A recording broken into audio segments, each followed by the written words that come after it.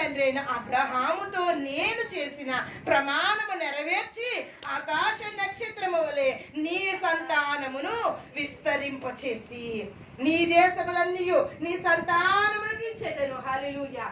ఈరోజు నీవు ఒక ఇల్లే లేదు.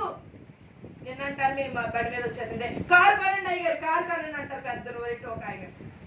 బడిచ్చేవాడు దేవుడు, ఆశీర్వదించేవాడు దేవుడు, బలపరచువాడు, కరువు నుంచి విడిపించే దేవుడు ఆయన.